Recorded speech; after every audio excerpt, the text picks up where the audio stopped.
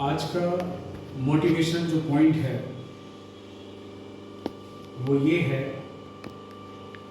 कि हमें अपनी आँखों का ध्यान रखना चाहिए। भगवान ने हमारे को बेशकीमती तोहफा दिया है जिसकी कीमत अनगिनत है। आँखें हैं तो जहान है। इसके लिए आँखों की रोशनी बढ़ाने के लिए क्या करना है आपको?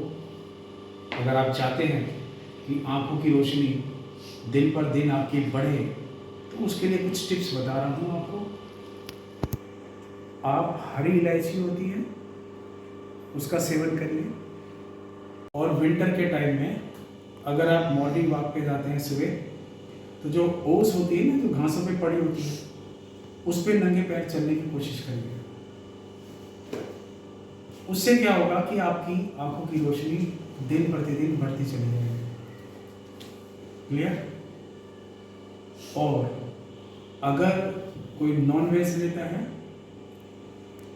तो उसके लिए फिर तो बहुत सी सारी चीज़ें हैं, जैसे फिश वगैरह हो गई, ठीक है ना, अगर नॉन वेज वो लेता हो। ठीक, इसके अलावा जो वेजिटेरियन है उस शख्स को क्या करना चाहिए? हरा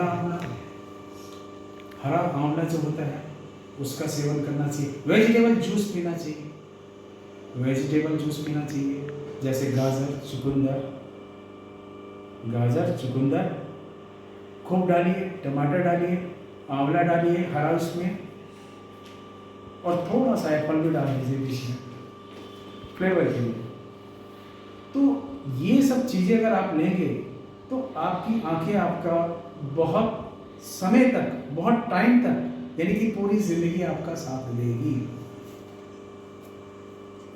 खास तौर पे विद्यार्थियों को मैं ये कहना चाहूँगा कि डिम लाइट में ना पढ़े, कोशिश करें नेचुरल लाइट में पढ़ने की, जहाँ पर पूरी जैसे सन लाइट है हल्की हल्की बाहर है और आप बाहर गए हैं, अपना पढ़ने का स्थान जो है सनलाइट में बनाने की कोशिश करिए, क्योंकि जितनी सनलाइट में आप पढ़ाई करेंगे आपकी आंखें थकेंगी नहीं,